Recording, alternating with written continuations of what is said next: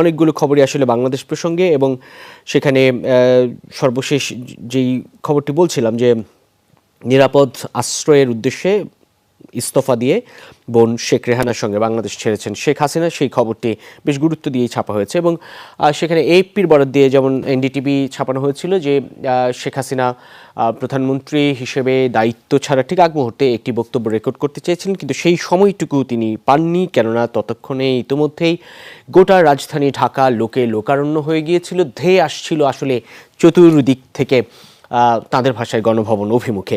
সেই শঙ্কা বা সেই সময় স্বল্পতার কারণেই তিনি আর কোনো ধরনের বক্তব্য রেকর্ড করতে পারেননি, এমন খবরটি ছাপা হয়েছিল এনডিটিভির খবরে। এবং সামরিক হেলিকপ্টারে তিনি দেশ ছেড়েছেন, হেলিকপ্টারে করেই বাংলাদেশের সীমানা তিনি পাড়ি দিয়েছেন। এবং গণভবন ছাড়ার সময় আনন্দবাজারের খবর অনুযায়ী তাকে কপ্টারে করে নিয়ে যাওয়া হয়েছে নিরাপদ আশ্রয়ের উদ্দেশ্যে, এবং সেটি ঠিক কোথায় সেটি ভারতীয় গণমাধ্যমগুলো, বেশ কয়েকটি গণমাধ্যম বলছে ভারতেই সেটি, যদিও আনন্দবাজার বলছে বাংলাদেশ বায়ুসেনার কপ্টারটি উড়িয়ে নিয়ে গেছেন এয়ার কমান্ডার আব্বাস, তিনি 101 স্কোয়াড্রনের সদস্য, এবং দিল্লিতে যেতে পারেন হাসিনা, সেই প্রসঙ্গটি আনন্দবাজারই ছাপিয়েছে। সেখান থেকে যেতে পারেন লন্ডনে, অর্থাৎ সর্বশেষ গন্তব্য হতে পারে লন্ডন বাংলাদেশের সর্বশেষ প্রধানমন্ত্রী শেখ হাসিনার। এবং বাংলাদেশে সেনার অধীনে অন্তর্বর্তী সরকার গঠিত হচ্ছে একটি সূত্রের দাবি, তার আগে বাংলাদেশ সেনাবাহিনীর তরফে প্রধানমন্ত্রী শেখ হাসিনাকে সময় বেঁধে দেওয়া হয় ইস্তফা দেওয়ার জন্য। ৪৫ মিনিট সময় তাকে দেওয়া হয়েছিল বলে একটি সূত্রের দাবি। এগুলো আনন্দবাজারের খবর, আমি আসলে আপনাদের পড়ে শোনাচ্ছি। আনন্দবাজার যেই খবরগুলো লিখেছে সেখানটায় এই তথ্যগুলো রয়েছে। সেনাবাহিনীর তরফে প্রধানমন্ত্রী হাসিনাকে সময় বেঁধে দেওয়া হয় ইস্তফা দেওয়ার জন্য, ৪৫ মিনিট সময় তাকে দেওয়া হয়েছিল বলে সূত্রের দাবি। পুরো বিষয়টি হয়েছে সেনাবাহিনী এবং দিল্লির সঙ্গে আলোচনা সাপেক্ষে, তারপরেই হাসিনা ইস্তফা দিয়েছেন। দেশ ছাড়ার আগে হাসিনা জাতির উদ্দেশ্যে বিদায়ী ভাষণ রেকর্ড করতে চেয়েছিলেন, কিন্তু তিনি সেই সুযোগও পাননি।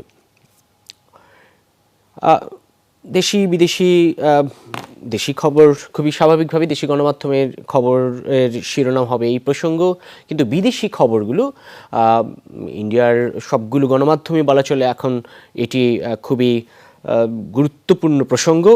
হাসিনার পদত্যাগ, বাংলাদেশের ছাত্র নাগরিক অভ্যুত্থান, জনতার জোয়ার এবং এক ধরনের দেশ ত্যাগে বাধ্য হওয়া, সেই প্রসঙ্গটি যেমন গুরুত্ব নিয়ে আলোচনায়, ঠিক তেমনি আন্তর্জাতিক যে গণমাধ্যম সেই প্রত্যেকটি গণমাধ্যমে আসলে এই প্রসঙ্গ খুব গুরুত্ব নিয়ে আলোচিত হচ্ছে এবং এতক্ষণে আসলে খবরের শিরোনাম হয়েছে।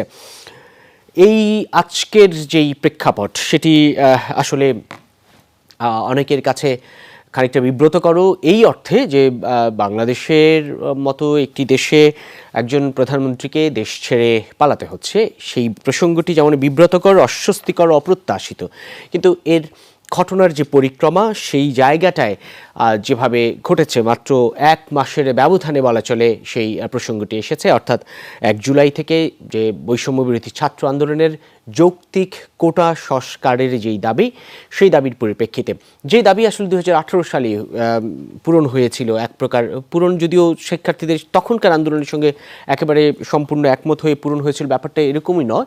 তখনও শিক্ষার্থীরা কোটা সংস্কার চেয়েছিলেন, কিন্তু সেই জায়গাটায় নির্বাহী আদেশে কোটা সংস্কার না করে সম্পূর্ণ কোটা প্রথাই বাতিল করা হয়। পরবর্তীতে চলতি বছর জুলাইয়ের আগেই, জুনেই বলা চলে, আদালতে, হাইকোর্টে কিছু শিক্ষার্থীর বা মুক্তিযোদ্ধার সন্তানের আসলে এক ধরনের একটি রিট করা হয়।